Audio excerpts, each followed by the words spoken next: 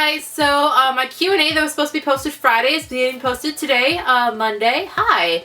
So we're going to get this up, and we're going to start with this week Q&As being on Friday as they originally intended. So as always, if you have questions for me, Chris, or both of us, leave them in the comments down below and I will answer them on Friday. Matthew Moo Moore asks, who is your favorite Animal Crossing villager?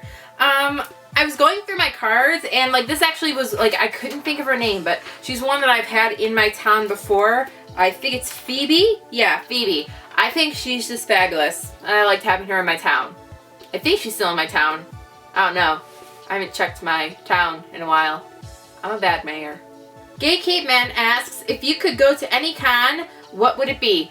If I could, without having problems, financially or room-wise, or just if I could go to the con and have no problem, it would be E3. E3 is the ultimate convention for someone like me. You know, I could probably cosplay there, but I mean, I would mostly be there for, news, reviewing stuff, posting footage for my YouTube channel to bring E3 to you guys.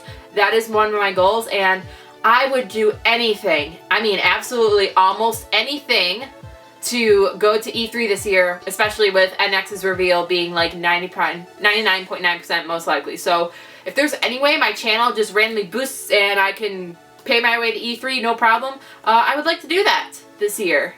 So if you guys want to help me go to E3, just share my videos and help me go to E3. Patrick Engel asks, favorite Pokemon in X and Y generation? And I feel like I want to go with one of the starters, either Fennekin or Braxton, from Fennekin's evolution, either one of those two. I remember when they were announced and everyone's oh, everyone's either going to go with Chespin or Fennekin, and nobody's going to choose Froakie. But then after we finally saw their final evolutions, everyone wanted to jump to Froakie, and everyone with Chespin was what the heck, when Cordillon was this big round, what, almost like a chespin, chestnut, chespin, just a round thing. Everyone's what the heck? But still, chestnut still looks pretty cool. Raymond Constanza, I hope I pronounced that right, asks, what's your favorite non-Nintendo game? And from what I've played and finished, the two I would have to choose between is either Danganronpa 2, Goodbye Despair, or Tales of Vesperia. Fantastic stories, characters that I fell in love with, and I've cosplayed from Artie Nagito from Danganronpa 2, and I really would like to do either Estelle or a female Yuri from Vesperia, so one day I'll make those happen, but one of those two games is one of my favorites. John Brown asks, what do you think of furries?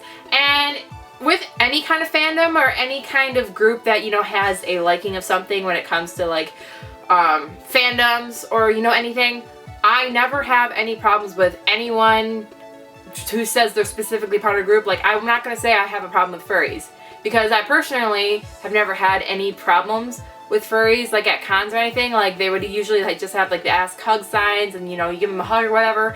I've never seen any reason for me to have a dislike of furries, so I just say that my liking of them is neutral. I don't have a fondness specifically for them, but I don't have any feelings against them.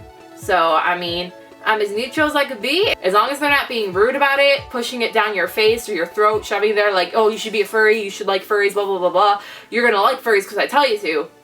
When people start, or if they're being really annoying. I remember when I was at a convention a couple years ago, I think it was Shudokan, and I was just sitting in the charging my phone, and there was a group of people who are part of the Homestuck fandom that were just being loud and obnoxious and yelling and jumping over me, going back and forth, getting stuff, grabbing, talking to people. And it's they had, I'm not saying anything specifically against the Homestuck fandom, but that specific group of people who were a part of the Homestuck fandom were just being so loud and obnoxious and unruly by me that I had to move away, because they literally were just almost stepping on me, and I was in a cosplay and had no oh wait, there's other people by us. We should probably not make a ruckus and almost step on them and be really loud and obnoxious by them. So I just, moved away, and I was just yeah. But I'm never going to have a problem with the Homestuck fandom specifically, because one of my good friends, she loves Homestuck, and I haven't, one of my other friends likes Homestuck too.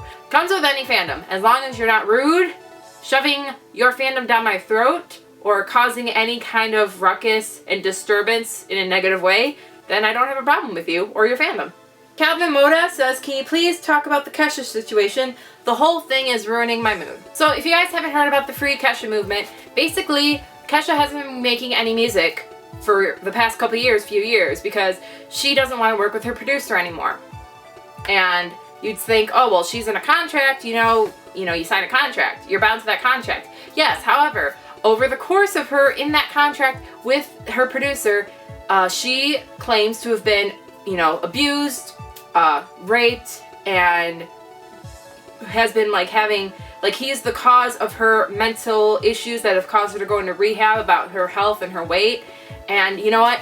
If you're working with a producer like that, yeah, you're in a contract, I'd talk to, she's trying to go through and get out of that contract, or at least work with somebody else. Completely understandable. She went to take it to court to have an interjection for her contract so she doesn't have to be in it anymore, or at least can work with someone else. And the judge has ruled, no, there's not enough evidence. You have to finish out your contract and do 6 more albums with this producer. And everybody on social media has been in an outburst by saying Free Kesha. I have as well. You should not, this is a kind of like a heavy subject, especially on my channel, because I talk mostly about gaming and I try to keep it happy and fun, but issues come up. I just think the whole situation is wrong and disgusting. In a situation where she's being physically and mentally abused by this producer she's working with, she should be able to get out of that contract or have some kind of amendments to it where she could work with somebody else. When they made that court ruling, and when the judge announced it and people were taking pictures of her reaction, I'm like, that's not a face of a liar. That is the face of someone who was just told, hey, your body being abused, your brain being abused, your well-being, that doesn't matter. You're gonna work and make your music anyway with this man who is abusing you. So, yeah. I wish the best and hope Kesha is able to work her way out of this. I mean, on my social media, or making things aware, I'll do anything the best of my ability. Because I like Kesha and her music. Yeah, it's weird, but I'm a pop, not weird, bad, but I'm a pop person. I've always been a pop music person. So, I really like Kesha and enjoy her music, and I want to hear it again, and I want her to be happy making that music again. So that was this week's Q&A, which actually was last week, so we are going to have another one this week on Friday. If you guys enjoyed this video, make sure to let me know in the comments as well. Share this video, and if you are not yet subscribed to this channel, make sure you click that subscribe button down below, because it'll let you know when I upload new videos. Also on my social media, where I ask for questions as well, additionally for Q&As every week, Facebook, Twitter, Instagram. Those are in the description below as well. Thank you guys so much for watching, and I'll see you for our next video. Bye!